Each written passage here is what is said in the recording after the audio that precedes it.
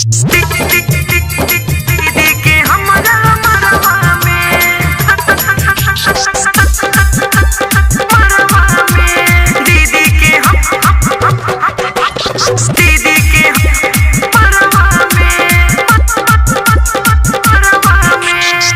गईले आके पंजरवा में, सट गईले आके पंजरवा में, दीदी के हमारा मरवा में, दीदी के हमारा मरवा में।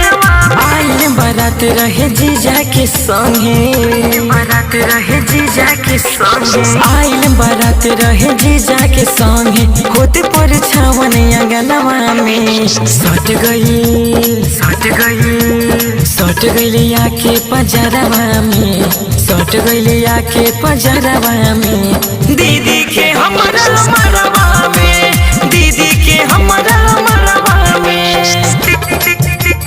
दीदी के हमारा मरवा में।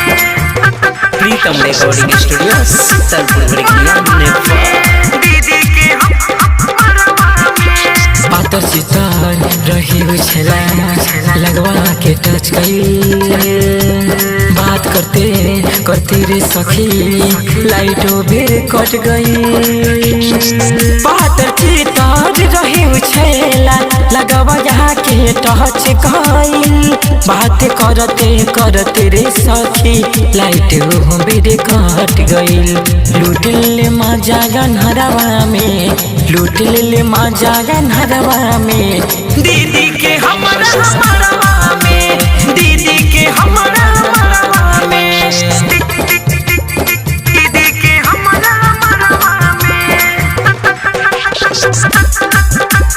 मरवा में, दीदी के मरवा में।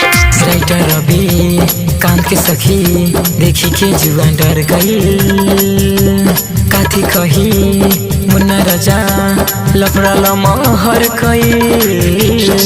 राइटर रवि कान के सखी देखी के जुआ डर गई, काथी कही मुन्ना राजा लफड़ा लमहर कई।